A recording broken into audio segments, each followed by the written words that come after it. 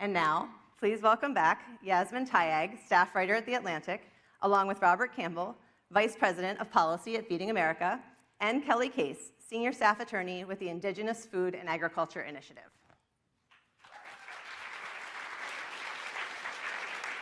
Kelli and Robert, thank you so much for being here. Thanks for having us. As everybody in this room knows, a key to the future of food is food security, but that doesn't just mean handing out food to people in need. Lasting solutions require serious engagement with the communities that are being served. Kelli, in your work with IFAI, you've encountered some specific needs of Indigenous people when it comes to food security. Could you tell us about that and what that looks like on the ground?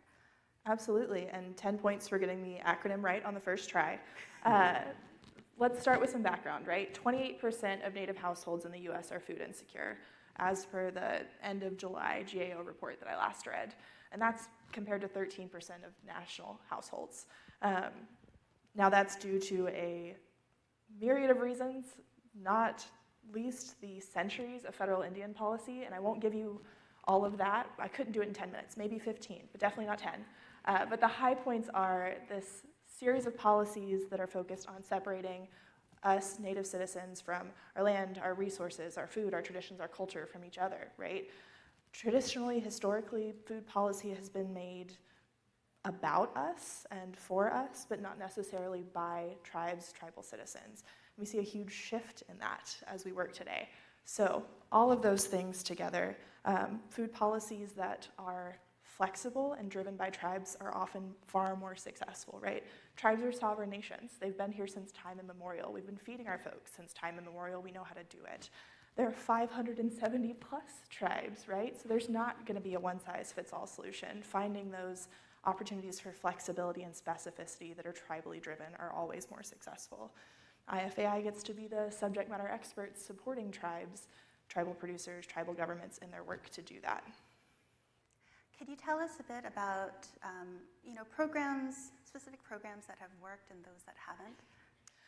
Yes, okay, I can point to, in the 7.5 minutes, tribally specific programs are things like ones where tribes have control of what they get to do and how they get to feed their people. I've gotten to see examples of tribally driven solutions that are revitalizing community gardens that include traditional plants, but they're planted on the health care facilities landscape, and they have raised beds so their elders don't have to bend down to get to stuff. And guess what? While their elders are there, their daycare is getting to come over and interact with their elders on this traditional plant. So we have these very specific tribal-driven solutions, but that is absolutely recreatable for other tribes, right? Maybe that's not your traditional food, maybe that's not how your healthcare facility is set up, but you have elders and you have daycare and you have traditional foods that you want to reconnect. All are options for how you want to do it for your own folks. Robert, how does Feeding America approach such a complex task of improving food security in Indigenous communities? Great, thanks, Yasmin. And good afternoon or morning. I'm glad to be here. So Feeding America, our vision is an America without hunger. And to do that, we work with a network of 200 food banks, 60,000 partner and faith-based agencies, soup kitchens, food pantries, things like that, and 21 statewide food bank associations. So in order to understand how to address food insecurity, we think it's best to ask people who are facing food insecurity, who are the experts on that. So we just in September released our third annual report called Insights, an Insights report that asked a representative sample of individuals who currently or formerly were facing food insecurity, what they need to thrive. I won't share all of that with you. You can check it out at feedingamerica.org/elevating voices. But I want to target a couple of themes that they'll help get to this point. Four major themes jumped out.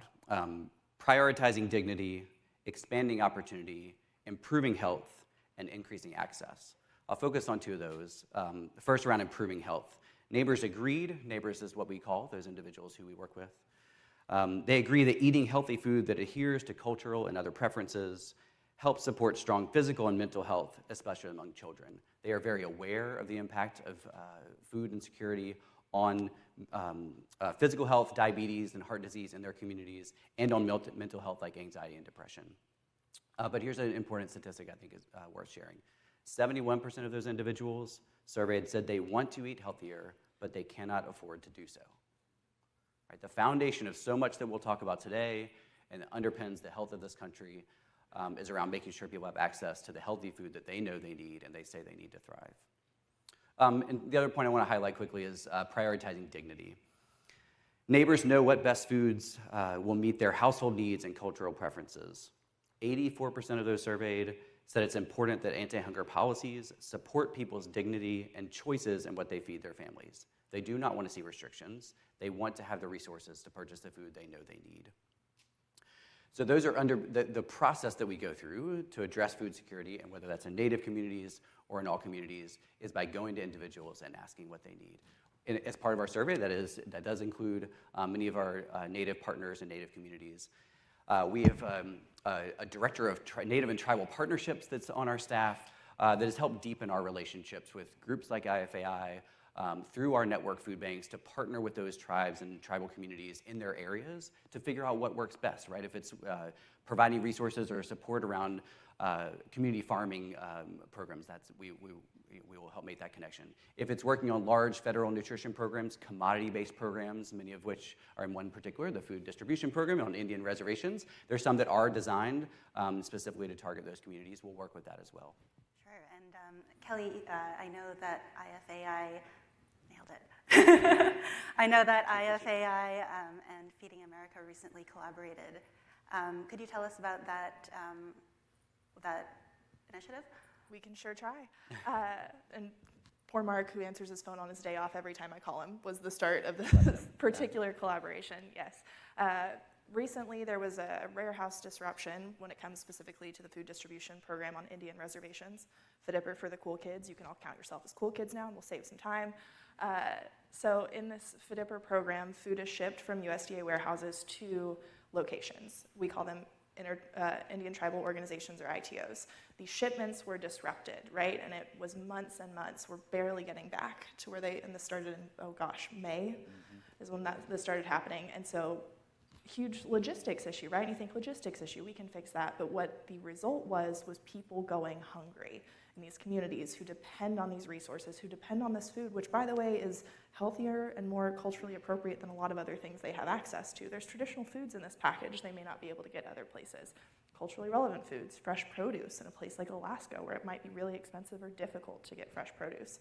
These deliveries were disrupted, people were going hungry, right? And there's not a fast solution in policy all the time. But what there is a fast solution is, and with organizations who know what they're doing and know their communities and can act really quickly to get food to those folks who are hungry. And that's where we got to work together on those things. Yeah, so in this case, Feeding America, again, our network food banks have the reach to cover the entire country, right? And that certainly includes Indian country as well. So as we started hearing about this in partnership with IFAI, with tribal partners, and then eventually starting to hear from our network food banks, there's a senior commodity program that was also impacted by this. We stand ready to support in times of disaster, whether that's natural disaster, maybe man-made disaster. So we were there. So yes, poor Mark answered the phone calls whenever needed, and kicked into gear, right? Making those connections locally. A lot of times, again, we want to feed people today, right? We know they need today. We will work together, and we are working together. I think we'll end on a question on this, of long-term solutions.